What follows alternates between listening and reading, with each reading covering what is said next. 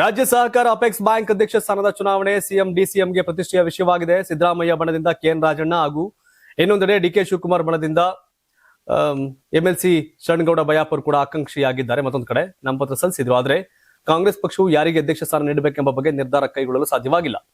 ಒಮ್ಮತ ಮೂಡದ ಹಿನ್ನೆಲೆ ಇಂದು ನಡೆಯಬೇಕಿದ್ದ ಅಪೆಕ್ಸ್ ಬ್ಯಾಂಕ್ ಅಧ್ಯಕ್ಷ ಸ್ಥಾನದ ಚುನಾವಣೆಯನ್ನ ಕೊನೆ ಕ್ಷಣದಲ್ಲಿ ಮುಂದೂಡಲಾಗಿದೆ. ಬಳ್ಳಿ ಪ್ರಕಾಶ್ ಇದ್ರು ಹಿಂದೆ, ಬಟ್ ಅವ್ರನ್ನ ಈಗ ಇಳಿಸಿ ಈಗ ಬೇರೆ ನೋಡ್ತಾ ಇದ್ದಾರೆ. ಇನ್ನು ಚುನಾವಣೆ ಮುಂದೂಡಿಕೆಗೆ ಅಸಲಿ ಕಾರಣ ಏನು ಅಂದ್ರೆ, ಅಪೆಕ್ಸ್ ಬ್ಯಾಂಕ್ ಅಧ್ಯಕ್ಷ ಸ್ಥಾನದ ಚುನಾವಣೆ ಮುಂದೂಡಿದ್ದಕ್ಕೆ ಕೆಎನ್ ರಾಜಣ್ಣ ಪುತ್ರ ರಾಜೇಂದ್ರ ಅಸಮಾಧಾನ ವ್ಯಕ್ತಪಡಿಸಿದ್ದಾರೆ. ಸುರ್ಜೇವಾಲಾ ಅವರು ಕರೆ ಮಾಡಿ ಮಾತನಾಡಿದ್ದರ ಬಗ್ಗೆ ಮಾಹಿತಿ ಇದೆ, ಹೀಗಾಗಿ ಎಲೆಕ್ಷನ್ ಮುಂದೂಡಿದ್ದಾರೆ. ಈ ಚುನಾವಣೆಯಲ್ಲಿ ಪಕ್ಷ ಅನ್ನೋದು ಬರೋದಿಲ್ಲ, ನಿರ್ದೇಶಕರಿಂದ ಆಯ್ಕೆ ನಡೆಯುತ್ತೆ. ಸಹಕಾರಿ ಇಲಾಖೆ ಬಗ್ಗೆ ಸುರ್ಜೇವಾಲಾ ಅವರಿಗೆ ಮಾಹಿತಿ ಕಡಿಮೆ ಇದೆ ಅನ್ಸುತ್ತೆ, ಹಾಗೂ ಚುನಾವಣೆ ತಡೆಯಲು ಕಾಣದ ಕೈ ಕೆಲಸ ಮಾಡಿದೆ. ಯಾವ ರೀತಿ ಕೆಲಸ ಮಾಡಿದ್ದಾರೆ ಅನ್ನೋದು ಗೊತ್ತಿಲ್ಲ, ಹೀಗಂತ ರಾಜಣ್ಣ ಅಸಮಾಧಾನ ಹೊರಹಾಕಿದ್ದಾರೆ. ಎಂಎಲ್ಸಿ ರಾಜಣ್ಣ ಅವ್ರ ಮಗ, ಸ್ಟ್ರೈಟ್ ಫಾರ್ವರ್ಡ್ ಮನುಷ್ಯ, ಮಾತಾಡ್ತಾ ಇರತ್ತೆ ಏನೇನಿದೆ ಅದನ್ನ. ಬಟ್ ಭವಿಷ್ಯ ಇದೆ ನೋಡ್ಬೇಕು. ಹೌದು, ಸಹಕಾರಿ ಕ್ಷೇತ್ರ ಸಪ್ರೇಟು, ರಾಜಕಾರಣ ಸಪ್ರೇಟು. ಸಹಕಾರಿ ಕ್ಷೇತ್ರ ಸ್ಟ್ರಾಂಗ, ರಾಜಕಾರಣ ಸ್ಟ್ರಾಂಗ್ ಅಂದ್ರೆ ಸಹಕಾರಿ ಕ್ಷೇತ್ರನೇ ಸ್ಟ್ರಾಂಗ್. ಹಾಗಾಗಿ ಏನಾಗತ್ತೆ ಮುಂದೆ. ಹೈಕಮಾಂಡ್ ಮತ್ತು ತಮ್ಮ ನಡುವಿನ ಭಿನ್ನಾಭಿಪ್ರಾಯಗಳ ನಡುವೆಯೇ ಹಿರಿಯ ನಾಯಕ ಶಶಿ ತರೂರ್ ಅವರು ಎಐಸಿಸಿ ಅಧ್ಯಕ್ಷ ಮಲ್ಲಿಕಾರ್ಜುನ್ ಖರ್ಗೆ ಮತ್ತು ಲೋಕಸಭಾ ವಿರೋಧ ಪಕ್ಷದ ನಾಯಕ ರಾಹುಲ್ ಗಾಂಧಿ ಅವರನ್ನ ಭೇಟಿ ಮಾಡಿದ್ದಾರೆ.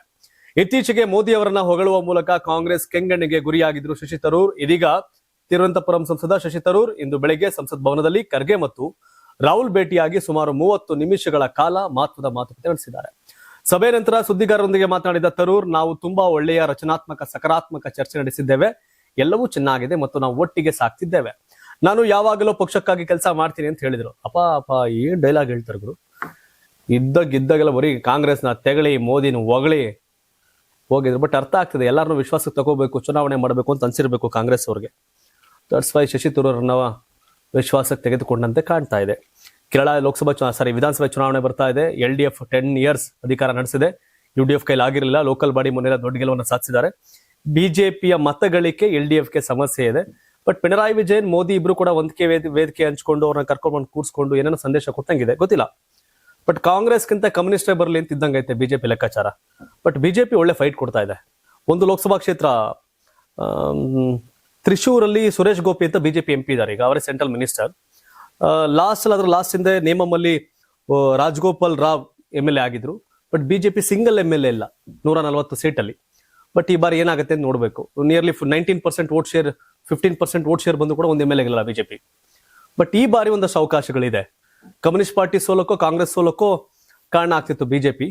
ಬಟ್ ಈ ಬಾರಿ ನಾವೇ ಗೆಲ್ತೀವಿ ಅಂತ ಅವ್ರು ಹೇಳ್ತಿದ್ದಾರೆ, ನೋಡ್ಬೇಕು. ಚಂಡೀಗಢ ಮಹಾನಗರ ಪಾಲಿಕೆಯ ಮೇಯರ್, ಹಿರಿಯ ಉಪಮೇಯರ್ ಮತ್ತು ಉಪಮೇಯರ್ ಚುನಾವಣೆಗಳಲ್ಲಿ ಬಿಜೆಪಿ ಭರ್ಜರಿ ಗೆಲುವು ಸಾಧಿಸಿದೆ. 3 ಸ್ಥಾನಗಳನ್ನು ಗೆದ್ದುಕೊಂಡು ಬಿಜೆಪಿ ಕಾಂಗ್ರೆಸ್ ಮತ್ತು ಆಮ್ ಆದ್ಮಿ ಪಕ್ಷವನ್ನ ಸಂಪೂರ್ಣವಾಗಿ ಸೋಲಿಸಿದೆ. ಇದರಿಂದ ಬಿಜೆಪಿ ಪ್ರಾಬಲ್ಯ ಮತ್ತಷ್ಟು ಹೆಚ್ಚಾಗಿದ್ದು ಅಭ್ಯರ್ಥಿಗಳು ಮತ್ತು ಬೆಂಬಲಿಗರು ಸಂಭ್ರಮಾಚರಣೆ ಮಾಡಿದ್ದಾರೆ. ಮೇಯರ್ ಚುನಾವಣೆಯಲ್ಲಿ ಮತ ಚಲಾಯಿಸಿದ ನಂತರ ಕಾಂಗ್ರೆಸ್ ಕೌನ್ಸಿಲರ್ಗಳು ಮತ್ತು ಸಂಸದರು ಸದನವನ್ನ ತೊರೆದರು. ಇದರ ಪರಿಣಾಮವಾಗಿ ಹಿರಿಯ ಉಪಮೇಯರ್ ಮತ್ತು ಉಪಮೇಯರ್ ಚುನಾವಣೆಯಲ್ಲಿ ಕಾಂಗ್ರೆಸ್ಗೆ 1 ಮತವೂ ಸಿಕ್ಕಿಲ್ಲ. ಬಿಜೆಪಿಯ ಸೌರಭ್ ಜೋಶಿ 18 ಮತಗಳನ್ನು ಪಡೆದು ಮೇಯರ್ ಗದ್ದುಗೇರಿದ್ರೆ, ಇನ್ನು ಹಿರಿಯ ಉಪಮೇಯರ್ ಆಗಿ ಜಸ್ಮಿತ್ ಸಿಂಗ್ ಹಾಗೂ ಉಪಮೇಯರ್ ಆಗಿ ಸುಮನ್ ಶರ್ಮಾ ಆಯ್ಕೆಯಾಗಿದ್ದಾರೆ.